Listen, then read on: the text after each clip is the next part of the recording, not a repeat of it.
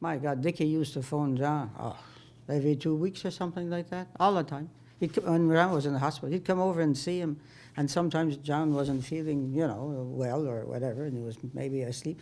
Dickie would sit there for hours, just looking at him. And I'd say, Dickie, why don't you go home? I don't want you to go home, but I said, you should go home. You're sleeping, and you can't talk or anything like that.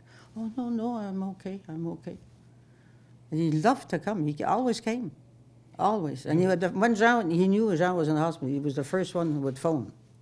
What about the strength of the Béliveau women? Again, we'll come back to the strength that you had. I know that I spoke on that Sunday night when we met. I spoke to Mylène, and I said, you have stood here today for 8 hours and you've shaken hundreds, thousands of hands, and you must be terribly tired and very emotional, and you'll come back tomorrow and do this all over again. And her reply to me was, I'm doing this for 2 days. My grandfather did this for 60 years. Yeah.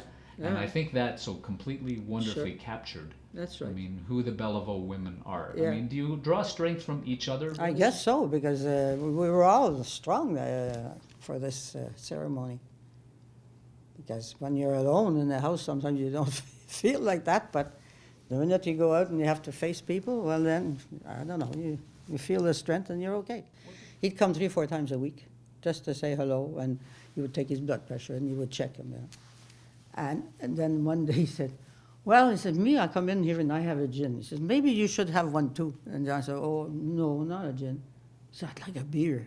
Well, it's okay. I'll give you a beer and a tomato. And he says, starting from today, that's on your, what they call it, prescription.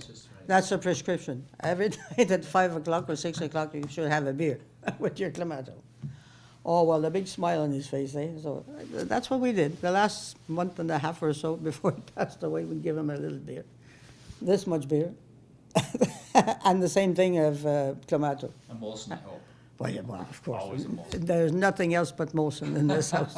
Jean would give you chocolates on Valentine's Day, even though he knew that you didn't eat chocolate. Of True course. story? Yeah? Yeah, You're that's not true. a chocolate eater? No, I don't like desserts either.